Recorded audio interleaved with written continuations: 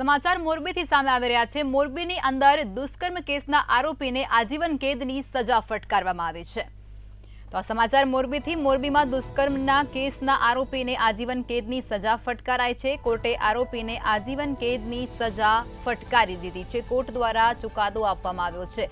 જયેશ મીરાણી નામના આરોપીને દુષ્કર્મ ગુજાર્યું હતું, ત્યારે તેને હવે સજા ફટકારવામાં આવી છે। માનસિક અસ્થિર યુવતી પર દુષ્કર્મ ગુજાર્યું હતું। જયેશ મીરાણી નામના આરોપીએ દુષ્કર્મ ગુજાર્યું હતું તેવી માહિતી સામે આવી હતી, ત્યારે હવે તેને આજીવન કેદની સજા પણ ફટકારવામાં આવી છે। તો આ સમાચાર મોરબીથી મળી રહ્યા છે, જેની અંદર દુષ્કર્મના કેસના આરોપીને સજા ફટકારવામાં આવી છે। કોર્ટે આરોપીને આજીવન કેદની સજા ફટકારી દીધી છે। જયેશ મીરાણી નામના આરોપીએ દુષ્કર્મ ગુજાર્યું હતું। મળતી માહિતી મુજબ માનસિક અસ્થિર યુવતી પર દુષ્કર્મ ગુજારવામાં આવ્યું હતું, ત્યારે જયેશ મીરાણી નામના આરોપીએ દુષ્કર્મ ગુજાર્યા બાદ હવે કોર્ટ દ્વારા સજા ફટકારવામાં આવી છે।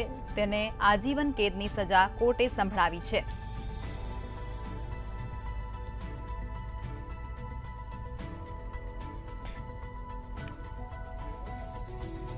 તો મોરબીથી આ સમાચાર મળ્યા છે, જેની અંદર દુષ્કર્મ કેસના આરોપીને આજીવન કેદની સજા કોર્ટ દ્વારા સંભળાવવામાં આવી છે। જયેશ મીરાણી નામના આરોપીએ માનસિક અસ્થિર યુવતી પર દુષ્કર્મ ગુજાર્યું હતું, જે બાદ તેના પર હવે કોર્ટ દ્વારા સજા ફટકારાઈ છે।